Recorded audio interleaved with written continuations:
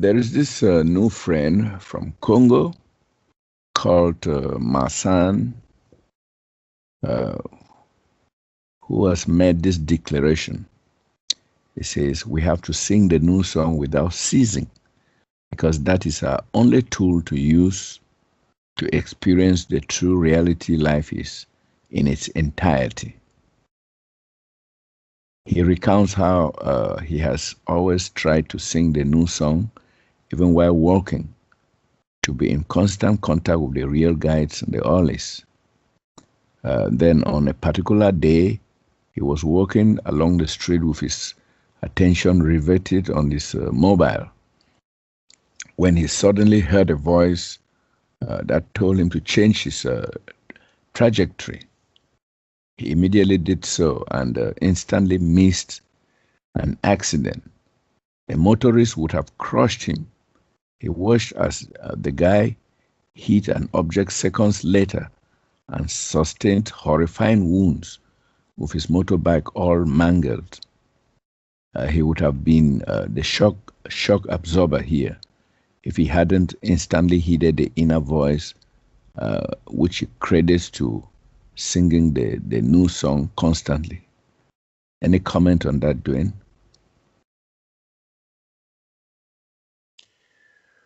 Well, it all works. That's all I can say is it all works. And so, yes, he was paying attention for that moment. And yes, everybody's going to do it a little differently. And it's just how you apply yourself.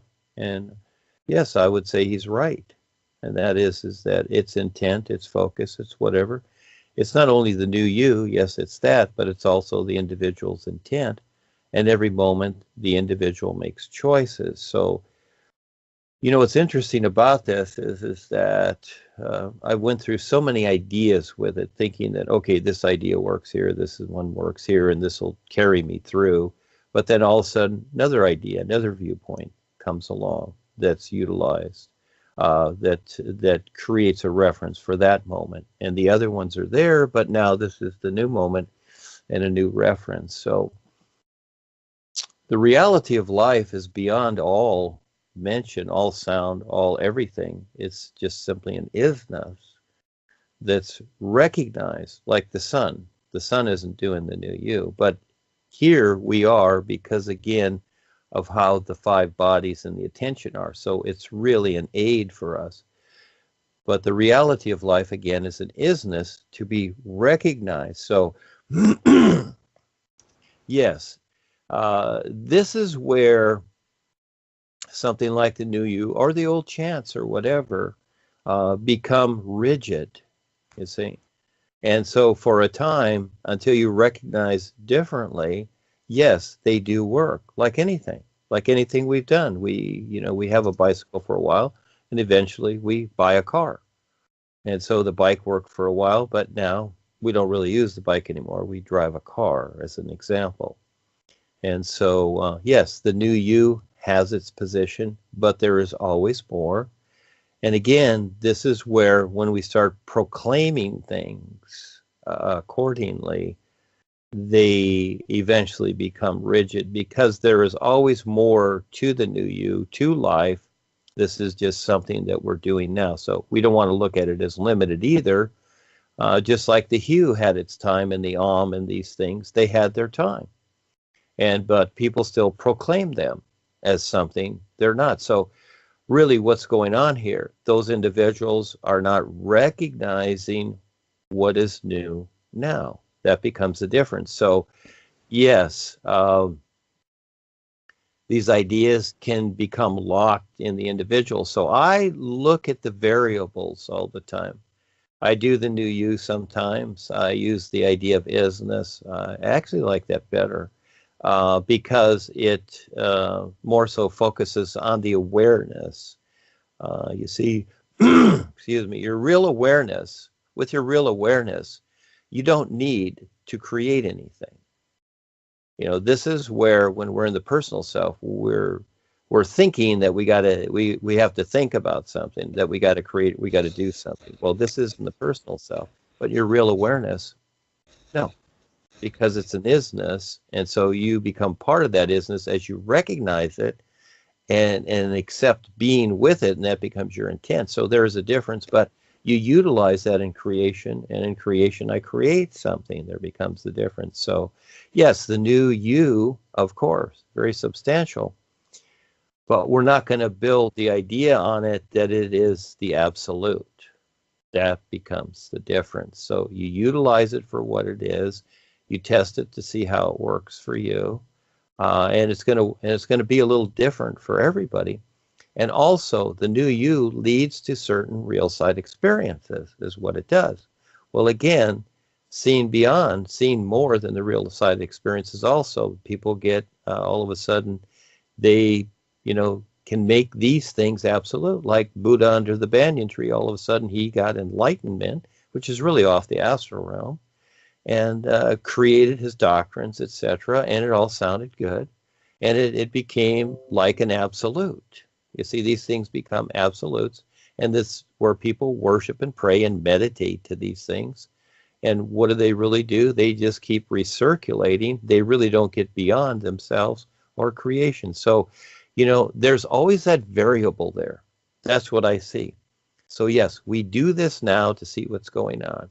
Today it's a sunny day, but all of a sudden, just like where the people are in Northern California here, where their houses are, all of a sudden they come home and their house is gone. Well, it's not a sunny day anymore, because this is the earth, this is creation. So things happen. So again, the new you has its place. And right now, it is what it is, but the whole of life is always bigger because it's endless. So there's a comparison also, but yet it does have its place, Charles. Yes, but I'm not going to make any of these things. I'm not going to confirm that any of these things are absolutes, because the isness that you will never know is, that's what it is. And it's endless, actually. So I don't even refer to that as an absolute, because it's endless. There is no point to where you can say, oh, this is it or this is it. No, the reality of the isness is that you will never know it. You will never be able to define what it is. Yes, you can recognize a certain of it, a certain, I can't say parts because there's no parts, but something of it you can recognize. But this is what's so cool about it. It's endless. And so what is that we're looking at? So see, again, things start to become framed in a particular way, and all I'm doing is sharing something. So what makes sense? Does it make sense that, oh, we just must do the new you all the time? It all of a sudden becomes a must, that we must do this. And then he had this experience where he forgot for one moment. This also creates a rigidness. But again, it's a choice. But once you recognize your intent, recognize your intent, and you have your intent wholeheartedly with this reality as you recognize it, it actually supersedes anything that you can do with the personal self. But at the same time, yes, you will do these things with the personal self. Again, it's just a matter of choice, like in a restaurant with a menu. You decide what's on the menu. So again, I'm not going to confirm that any of these things are absolutes. Life itself is bigger. It always is. It is always bigger, and it's always better. And it's that real recognition. So the new you simply leads one to certain experiences, okay, that enable them to start to recognize this reality. It is not the new you as an absolute. So again, you decide from what I've said.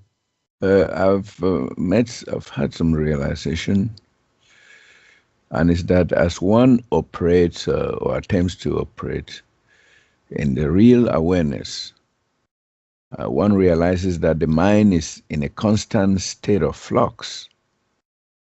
This makes it a little difficult to take any fixed position on most matters.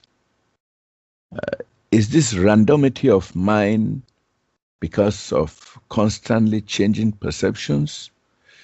Is this randomity a quality of those who are aware, or am I mistaken, Duane?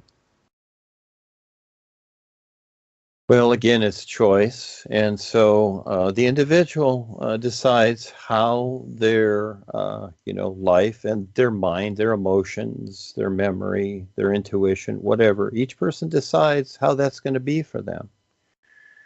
And so all we have is the choice. In creation, we have free will. We have this free will to make that choice. And yeah, it's, the randomity of the mind. In other words, the idea is just simply to, let go of the rigid ideas. You don't have to throw them away. It's kind of like reading the same book every day. Like people that are religious, they read the Bible every day, and sometimes most of their day. Okay, so they've created this routine, which has really become religious, because after a while it's like, well, there's nothing but the Bible. The Bible is everything. Okay, and this is in their mind, and so what they've created is this becomes their absolute. This becomes their rigid routine, and that's all they see. They don't want to see anything else. It doesn't matter what the world's doing.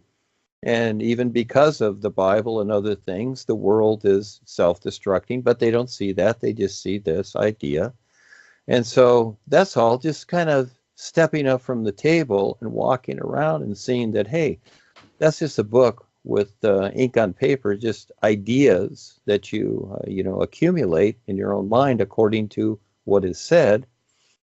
And so the individual decides, wow, I want to see what else there is in life besides just what I'm sitting here reading. So it's really just kind of letting go of the routine of things, still doing what you're doing, still cooking your meals, washing the dishes, washing your clothes, doing your job, but at the same time loosening up a little bit to see what else there is, because again, life is awareness. It's not things so much, but we deal with the things as long as we have the five bodies, because we need this experience. Yeah, so it becomes very interesting, doesn't it? So the randomity part is simply to, just take a look around, especially within yourself. What else is there? What is it that I'm not seeing? Again, most people continually confirm what they know, what they see, what they're doing. It's a constant confirmation. They talk to their friends about it. They laugh and giggle, which is fine. But what is it that they are not seeing? I always like to look for what is not seen.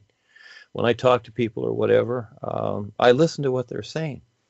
And I have fun being a little witty and bringing the humor in, seeing things that most people don't see, and all of a sudden it becomes a little bit humorous. That's the fun part. Instead of just being stuck in a routine of just talking about the same old stuff, just like on the news or the media, it's the same old thing every day. It just looks a little different. It's like, oh, the president's doing this, or the president did that. And many people find that so interesting, but it's a stick in the mud routine that goes where? Nowhere. So we each decide what we're going to decide and how we're going to do anything at all. So right now, my position for me is that I see the world and what's taking place. I see how the is sees what it does, and that is life is survival, and it is looking for those individuals that want to wake up and recognize it. This is what it's all about, is that recognition, because then the individual stands in a real position of the real freedom that they want, and recognition of that, being to being with other awesome beings that shine brighter than the sun. So I see the potential that's here, and so all I can do is create something that provides that reference to that, to see if the individual has the courage and will take the risk to step up. So yes, it all entails a lot, doesn't it, Charles? But as we go along that randomity, yes, it's important to start to loosen up. But again, it's going to be individually. A person can say, well, I know a lot of things and I have a random mind, and I'm open-minded. What does that mean? And so as you talk to these people and whatever, many times you find out that it's really the reverse. They are just simply the know-it-alls for what they know, and which is fine. And that's what the world is ruled by, you know. Many people say that we have an open mind for things, but really they don't. They take something and then they just start to, turn it into something funny. Just like many people have, you can take a know-it-all radio announcer and you can take and read some of my stuff, and he'll take it and twist it around and make it into something funny that it's not, because they don't have the experience. They have the words and ideas, but those are just references. They're not alive. It's the experience the individual decides to get for themselves, then relate to the words and ideas. That becomes the difference. So it's a lot, isn't it, Charles? Yeah, Duane, and I can see through some of the comments you had earlier made about when I asked about aspects like I think you even wrote, you created a group on that, wrote something on Facebook about forgiveness, tolerance, having patience and love and all that.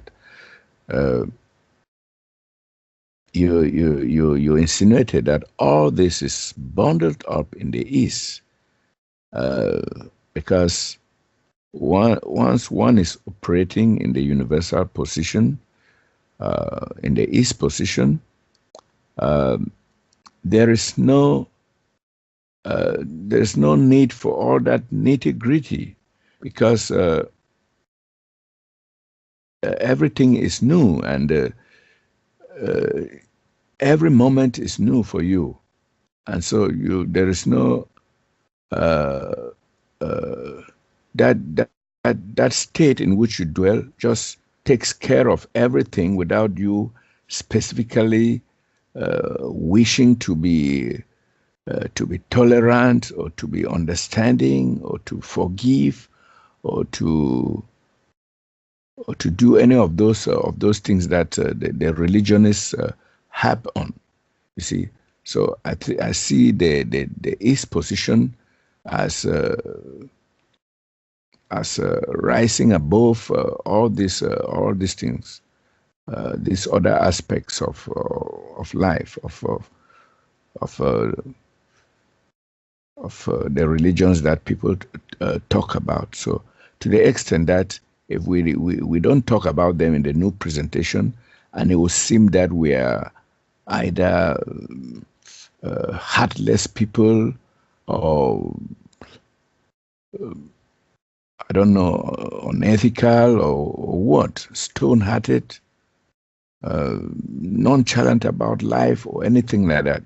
They don't know that once you're operating from the position of the real awareness, all this is subjugated, is bundled up, and you've risen above everything, and you're like you just live in a let's say in a neutral zone, and there's no specific thing that you actually do. I don't know, then you can expatiate more on this. Well, Charles, there you go. See, now you're being a little bit funny, and that is that you're getting it. You have your own cheering section, Charles. Yeah. You have your own cheering section here. So again, yeah. See, just like you, over the years I've watched you're loosening up little by little, because you're an educated person. My wife was the same, and that's not good or bad. It's just that that's what you've come through, and so that's what you relate to, until all of a sudden you start to loosen up from it a little bit. Just being very literal about everything, trying to, you might say, nail down everything with with ideas or whatever. Yeah. And it's okay. We go through this process. The idea is that to just keep sticking with it. It's like plowing the fields and planting, whatever. It's a lot of work to get to the point where you could just plant the seeds and water the plants, but you have to prepare the field first. And that's the biggest part. And if you don't prepare the fields, well, things can grow, but they may not grow the way you want them to. So again, it's for us to get through ourselves and to prepare ourselves to, for this reality, to recognize it, and to just simply have a position with it, you see? And this is the best thing with the best part of best reality of the isness, and that is that, yeah, it's not about this or that, good or bad, right or wrong, up or down. It's not about any of those things. It just is. You just decide to simply recognize it, and you might say be what it is, and every moment is new. Yeah, all of a sudden you realize, hey, I like every moment new, instead of just creating ideas, projecting them into a future and chasing them. You see, that becomes the difference. So, and also when we use the term, well, life, okay, well, this is what life is, or this is how life is, that's, you might say in a way that's incorrect, because there is life and there is creation. No, that's how things are in creation. The whole of life is an isness, and creation is what it is. You see, there is a difference. I've separated the two. This is where I've said and written that I'm rewriting history. See, this is where that it's all been brought together. Okay, life and creation. Well, creation is life. No, it's not. Creation is creation, and life is what it is. There is a difference. And so for those people that want to recognize that. So, yeah, it's a funny journey for all of us, and we each decide how much we want to see of the true reality life is, or do we want to just keep creating and chasing ideas within creation? There's a difference. This is not life. This is creation. And so getting that definition really helps a lot. So this is where people get lost in creation, because they think it's life. And so they're stuck in life that they think is creation, and they keep creating the same things. They just create new ideas that seem to sound better, but they're still in creation. So they really can't see the true reality life is. You see? Funny thing, isn't it? So, yes, you're doing fine. You're being a little more random. See?